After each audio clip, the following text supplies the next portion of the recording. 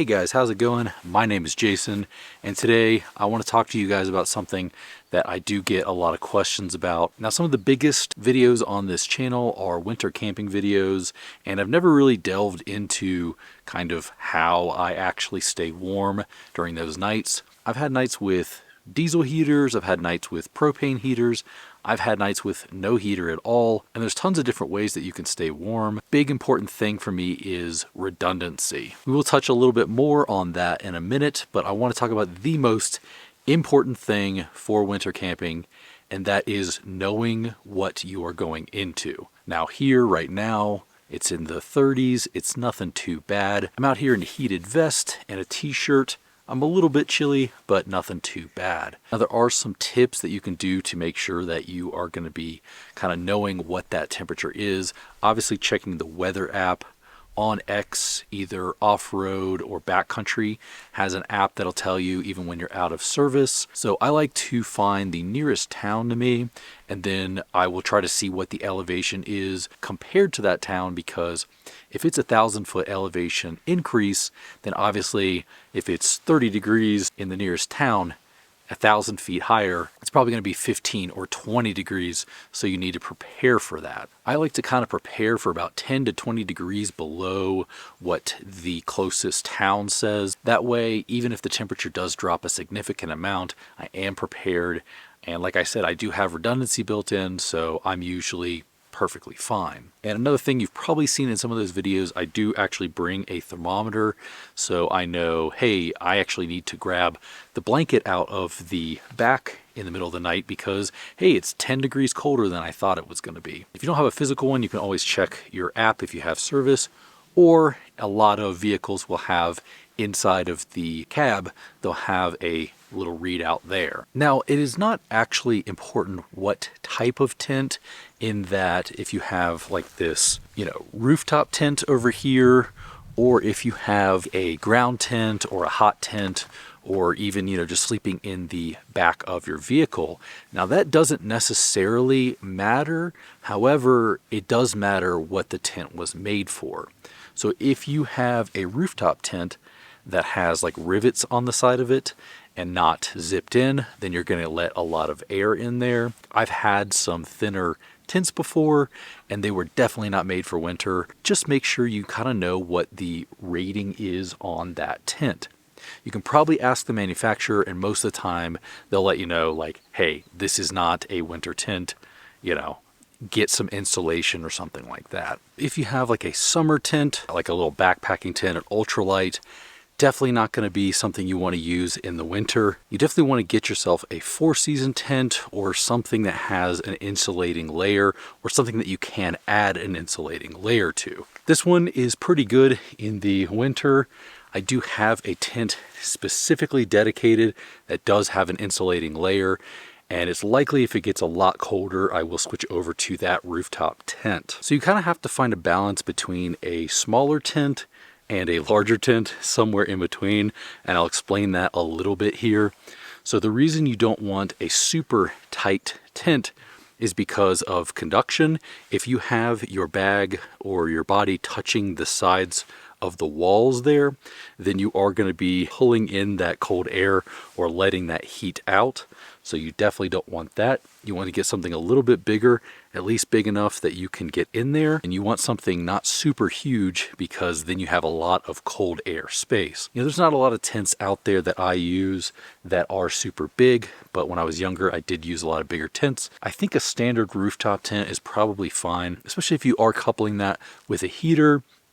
But, even a ground tent, those are going to be probably perfectly fine. Just try to make sure you're not touching those side walls, so you're not losing heat and, pulling in that cold air. And this is kind of an obvious one, but getting a good sleeping bag, the right sleeping bag for the job. Now, this one is absolutely massive. It is a -30 sleeping bag. I have talked about this one so many times in my videos, but this is a really great one. The only real downside I have to it is that it's getting a little bit older now, so maybe it's not quite -30 at this point. So maybe, it's got some tears here and there. I've not noticed any, but that could be a possibility. This is fairly old at this point. The other real downside of this is it is massive. That's how big it is compared to, you know, a summer bag. It's absolutely massive, but I do really like it as I have plenty of space as I'm a car camper. It has a hood on it so I can keep myself warm at night, but if you want something a little bit smaller, you can obviously look towards down. You know, down sleeping bags are going to be a little bit better when it comes to packability. However, they are going to be a lot more expensive. So at the time that I bought this, I think this was like $120. Now, I've been told several times on my old videos when I said that price that I'm lying, that the price is not that. Well, that was 4 years ago. I don't know what the price is now. You know, I'll link it below, but it could be $300 for all I know. I just know that this being a cotton bag, light years cheaper than a down one. A couple years ago when I was looking for a similarly rated bag, maybe 2018, something like that, I believe a similarly rated bag was around $700, $800. So with inflation, that's probably gone up just as much as this has gone up. So obviously the cotton one, although it's going to be bigger, is going to be much, much cheaper. Also know that when you're looking at sleeping bags, there are probably going to be 3 different ratings on there. Now, if you get a cheaper bag, it might just have the one, but I believe this one has 2 ratings on it. And if you get really one of the nicer ones, you'll get 3 ratings. That'll be comfort. That'll be, I think, like extreme, and then survivability, something like that. I'll correct myself up here if I'm wrong. But this one has 2 because it's not one of those high-end ones. Also note that comfort is going to be very subjective, but a negative 30-degree sleeping bag, that is the survivability rating on this one. So I'm not going to go anywhere below that. If I'm going to be camping, I would have to get a different bag for that. If there is only one rating on that bag, treat that as the survivability. So if it says 30 degrees on it and that's the only rating, treat that as if that is the lowest temperature you could survive at. Now, I would recommend that whatever you get, you also bring yourself a blanket and an emergency blanket. I have this Ignic heated one here. I love this because it really doesn't draw a lot of power. It's like a 12-volt one, and it's kind of warm already, so if you want to cut it off, it's got a bunch of different levels that you can put this at to make it warmer. You've got 0 to 100 on the heating scale, and then you can just put it at 0, and you've got yourself a nice warm blanket. On the other hand, I also do have this Rumpel here. Now, I used to bring that Rumpel all the time. It's about 50-50 for me now, because in the summer, if it's really, really hot, I will just use the Rumpel. I will sometimes bring it, but I'm usually fine with this, a heated blanket, and then worst case scenario, I will bring an emergency blanket, one of those space blankets, the reflective ones. And those are something I would say you 100% need to bring with you when you are winter camping, because those can hold in about 90% of your heat, and you can still get hypothermia at like 50 degrees. So I would always keep one of those with you. So another thing I like to do with my sleeping bag is inside the sleeping bag, once I've gotten inside, I will try to stuff some clothes in there, because if you get a mummy one, then you're not going to have space for that. I cannot do a mummy sleeping bag. I instantly start getting claustrophobic and start moving. So I get kind of a square sleeping bag. I think they're like hybrids. They have like the mummy top to them, but they do go kind of flat. One thing you can do if you're really cold is to actually put dry clothes in there with you. So you can just shove in there and kind of fill those gaps in there. And basically that will decrease the air within your sleeping bag and keep you warmer. An added bonus to that is when you wake up in the morning, the clothes that you're going to be putting on for the next day are already going to be in there, and they're already going to be warm because they're up against your body. So kind of a little bonus. When it comes to shoving clothes in there, you can also put clothes on the sides of your tent. Let's pretend that the screen here is the sides. So if you have any rivets or gaps sort of towards the bottom down here, you can put clothes up against that on either side and kind of block the air from coming in. Now on this tent right here, and some of the ones I've had in the last year or so, I've had no issues with that. However, on a lot of my winter camping videos, I did have a riveted tent, and basically every single night I would have to put clothes in that little section down there at the bottom to keep the airflow from getting in. So you can use clothes to your benefit in basically 2 different ways. So another thing that is almost just as important as your sleeping bag is going to be your sleeping surface. So if you are in a rooftop tent up here like this, This one has a skeletal system underneath. So it's basically mattress, waterproof barrier, and then it's going to be air underneath. So if you don't have anything in between you and that, you don't have a lot of barriers for that heat to stop from going underneath or the cold from going up here. So I do like to add this Hest here. Now for two reasons I do like that. One is going to be because it has a very high R value. It's going to be higher than any sleeping pad I've ever used.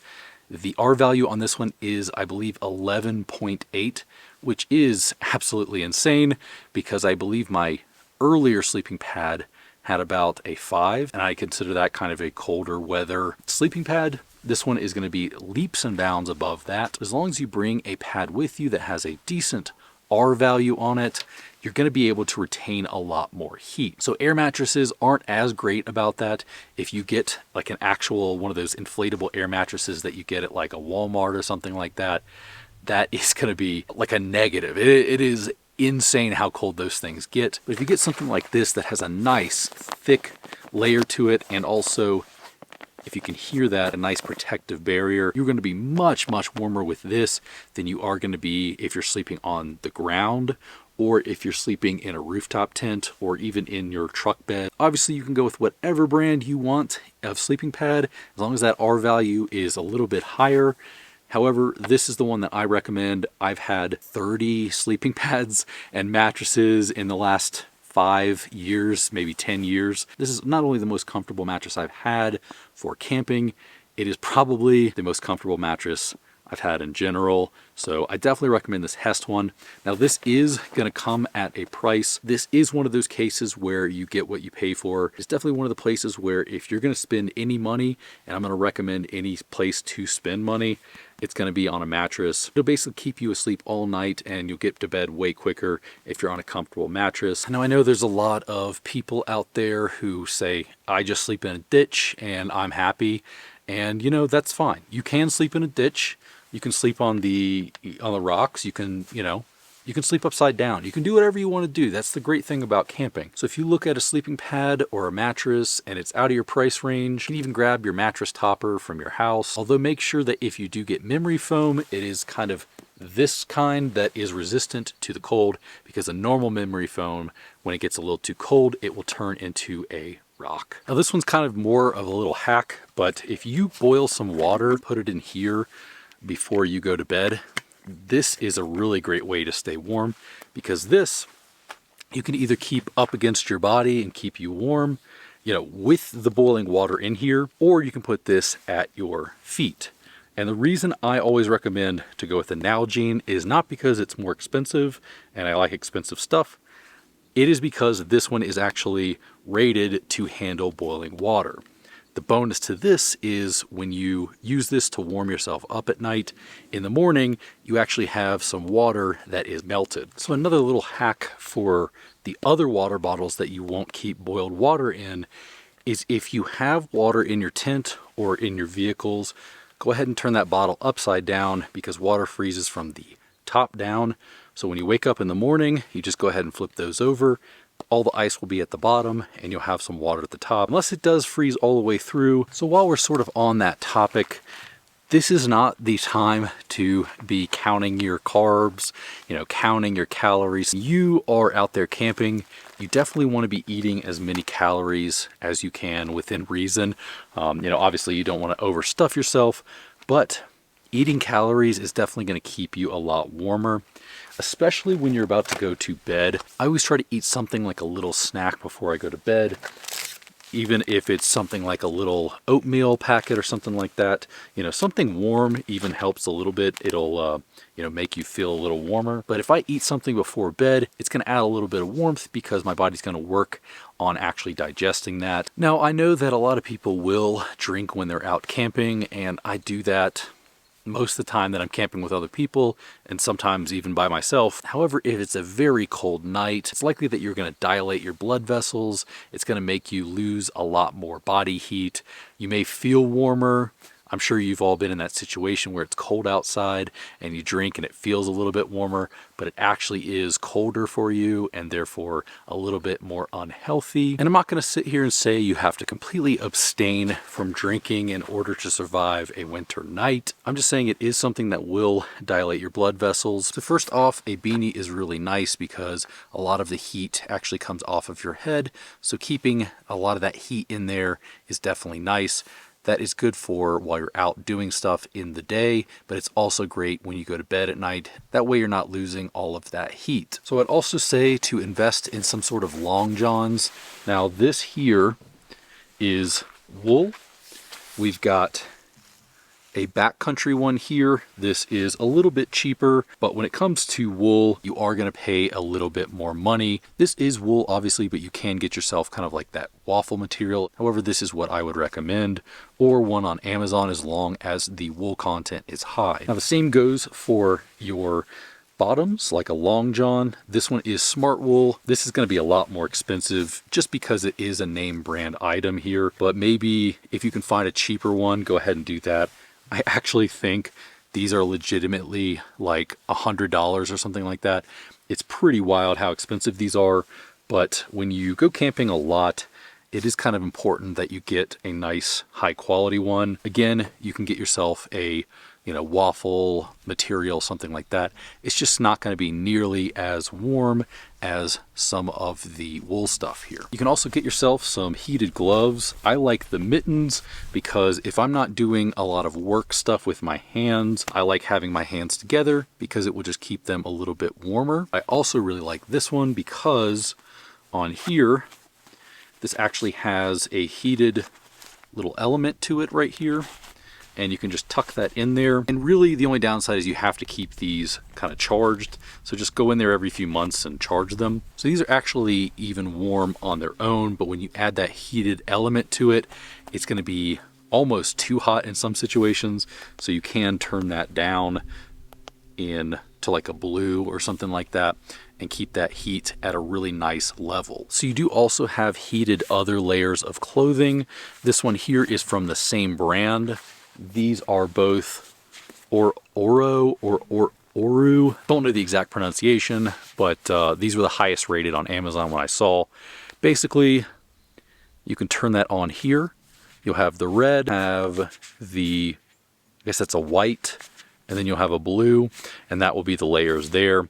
I love this because even though it's a little bit chilly out, I have short sleeves on and I can turn the heat on and stay warm. Even on the white layer there, it is pretty warm and I like that up against me. So if I'm out camping, I'll have a base layer. Cold enough, I'll put on this. And then after that, I'll have something like this, a lightweight jacket.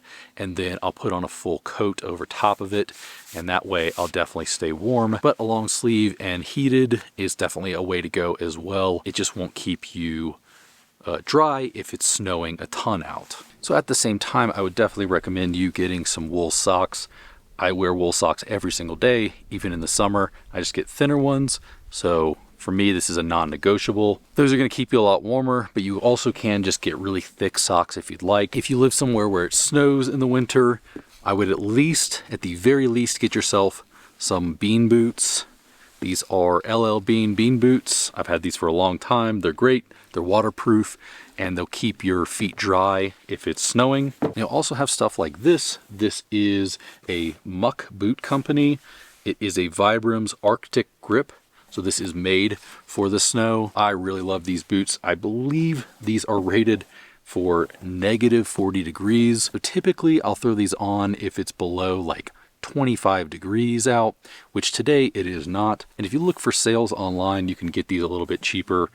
Although I will say, I think this one was like $140. I would say if you're trying to save a little bit of money, see if you can't find some, off-brand ones. These are, Muck Company. This is an expensive brand. So if you don't do it that often, you don't live somewhere that snows a lot, get yourself something a little bit cheaper. Just look for that rating on there and make sure that it is waterproof. For a bottom layer, I like to have, just a normal underwear on. Then I will have this. And then I'll try to get a layer of pants that is waterproof or water resistant. That's kind of the 3 layers you want, same as the top as well. Now, if you do have a sleeping bag that does have a hood, just like my Browning one does, you're gonna wanna cinch that tight when you're sleeping. So you'll wanna sleep with a beanie if it's cold out, and you also wanna have that hood over you and kind of cinched tight. And it's not like a balaclava. If you do cover your face to keep a little bit warm, it will feel warmer in the time that you're doing that. However, when you're breathing inside of your sleeping bag, you're pushing moisture in there, and moisture can get cold. So go ahead and keep your face outside of that sleeping bag in that hood. If you really, really need to, you can add a balaclava or a neck gaiter, and the neck gaiter is something that I will use on occasion while I'm camping. If you just have kind of a nice thinner neck gaiter, then you probably won't even notice it when you're sleeping, and you'll sleep a lot better. So to start off with, we have a diesel heater here. This is a 2 kilowatt one here. I like this because you run heat into the tent, and then you take the warm air outside of it and run it in there. There's no open flame inside of here, and it's a little bit safer than some of the other ones. The only downside to this one is that you will have a tank. So if you don't put a piece of tape on the top of that tank and you're going up in elevation and down in elevation, then you could risk spilling it. And I have had that happen before. This one is from Case Study Builds. He is making stuff through Running for Tacos right now, so you can check out their website if you want to learn more about that. Up next, we have the Mr. Buddy heater. I used this one for a long time. I like this kind. You can get the little buddy, the little tiny one. I think this one's just the Mr. Heater here. And then on top of that, you also have a really big one. So I think this one actually got a bad rep for a little while, because even though this will shut off if you tip it over, it has a little sensor. And if you test that, it will turn off. Even if I just went like that, it would shut off completely. The reason it got a bad rep is because even though it will turn off the heat, the flame itself, this grate right here still gets hot. You can get this ember mat here, or you can get yourself a welding blanket. And that way, if the thing tips over and was hot enough and touched just the right surface for it to catch fire, it's not going to do that, because you're going to have fireproof barrier underneath it. You still could technically accidentally rub your sleeping bag up against it, but I will say there's people out there like Mav, and I've done it many times before, who camp with this every single time and have no issues. When you're using this one, or this one, this next one I'm going to talk about, or the last one, every single one of those, I would recommend getting a carbon monoxide detector. I 100% recommend it for this one. I definitely recommend it for this one, even though the flame is outside of your tent on this one as well. I still 100% recommend you getting a carbon monoxide detector. Now this one right here is a Propex. I haven't talked much about this on the channel because I will be actually building this out into kind of like that over there. This one is essentially going to be a hybrid between these two. It's going to be just like this, where it has a hose running in and a hose running out, and the flame will be outside of the vehicle. However, instead of using diesel, it's going to use propane, so it's going to be a little bit easier to transport. I'll try to overlay some footage of actually what a Propex is, because I brought this, but I am not going to use it out here because it's in a box and it's not complete yet. One downside to this one, as well as this one, is it does require a power bank to run it and to start it. This one requires no electricity. All you need is propane. The last one is something I didn't bring with me because I really hardly ever use it, and that is going to be an actual stove. I got that when I did my hot tent, and it is really nice. The downside to that one compared to all of these is that you could essentially turn any of these on, leave them running all night long, and have no issues. If you do use the stove, you have to keep putting fire in there, you'll have to keep waking up, or you just heat up your tent, let it die out, and then start it up in the morning. But I just prefer these because you can run them all night. So if you're worried about having a hard time sleeping and you want to get into a somewhat warmed up tent, if you have a heater, or if you just want to warm yourself up before you get into your tent, you can go ahead and do an exercise, do some jumping jacks, run around a little bit, or just, do doing strenuous activity like chopping wood before you go to sleep, that's going to help to elevate your heat and you'll be able to be warm before you get in your tent. Now, you do have to be careful of not getting sweaty. If you sweat and get your clothes wet, they are going to be damp and very cold when you go to sleep. So another thing for winter camping is you're going to have to kind of keep an eye on your campsite. Now, this one is perfectly fine. I'm not near any mountains. I'm not under any dead branches, anything like that. Just keep an eye out for dead branches, because if snow starts forming on those branches, it makes it heavier. It can just hit you in the middle of the night. So if you are at the base of a mountain, let's say like, there's a mountain way off in the distance, but let's say there's one right here, you could be putting yourself in an avalanche zone. So it could have some runoff from that, and that could be another thing that gets you in the middle of the night. So you also do want to keep your electronics kind of close to your body, somewhere warm, because the cold weather will zap these things. You definitely want to have this for emergencies if you need to contact somebody. So what I like to do is kind of keep this on an interior pocket and not go to it too much. When I'm sleeping, I will put it inside of my sleeping bag at night. There are also these things I've never tried, but it's little like sleeping bags for your phone. I found some on Amazon. I will try those out, but I probably will not get those by the time this video goes up. That being said, guys, I appreciate you stopping by and checking out this video. I'll see you guys in the next one.